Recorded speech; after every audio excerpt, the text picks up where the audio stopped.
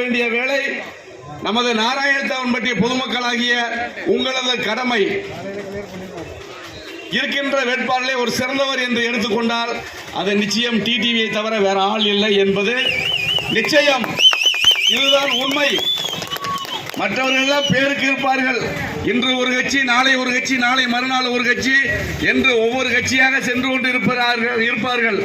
ஆனால் தன் பானத்துடன் தன் எழுச்சியுடன் நான் எப்படியாவது அதிமுகவை மீட்டியாவேன், இரட்டை இலையை மீட்டியாவேன் என்ற ஒரு வேகத்தோடும் வெறியோடும் செயல்பட்டு கொண்டிருக்கின்ற இரு துருவங்களும் ஒன்று சேர்ந்திருக்கின்றது என்பதை நீங்கள் நினைவில் கொள்ள வேண்டும், மறந்து விடாதீர்கள்.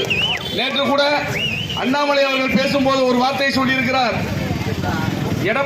எடப்பாடி அவர்கள் இருக்கும் அதிமுகவை மீண்டும் ஓபிஎஸ் அவர்கள் கையில் மீண்டும் வரும் என்று சொல்லியிருக்கிறார்கள்.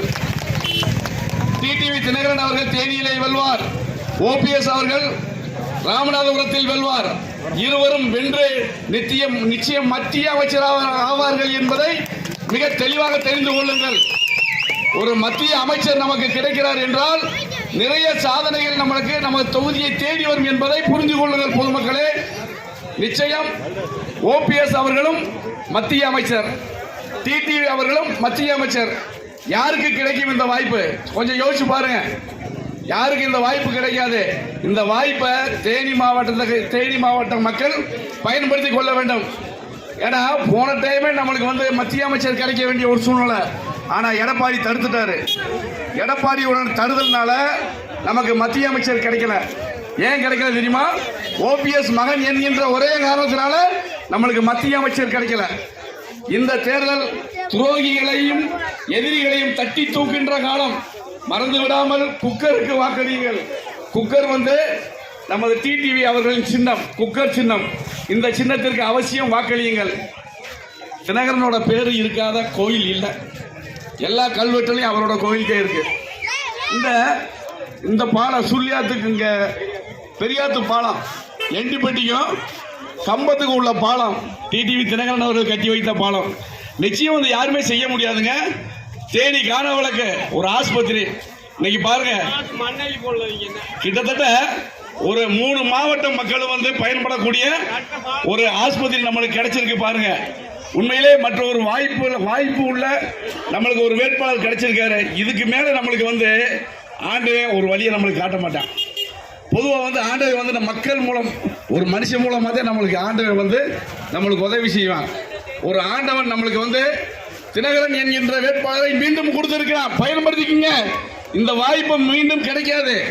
ஏன்னா 2004 சுர்பவுட்ல நம்ம தோக்க வச்சோம். அதோட பலனை இன்னைக்கு வரைக்கும் நம்ம அனுபவிச்சோம்.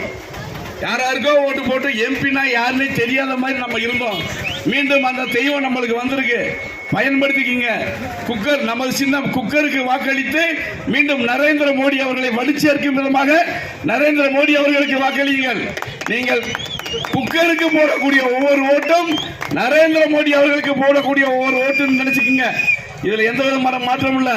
மேற்கொண்டு நம்ம ஒரு மத்திய அமைச்சரை தேர்ந்தெடுத்து மத்திய அமைச்சரை உருவாக்க வேண்டிய கட்டம் தேனி பாராளுமன்ற தொகுதி பொதுமக்களுக்கு இருக்கிறது என்பதை தெரிவித்துக் கொண்டு நாம் அனைவரும் குக்கருக்கு வாக்களித்து குக்கரை விசிலடிக்க செய்ய வேண்டுமாய் வேண்டி விரும்பி கேட்டுக்கொள்கிறோம்.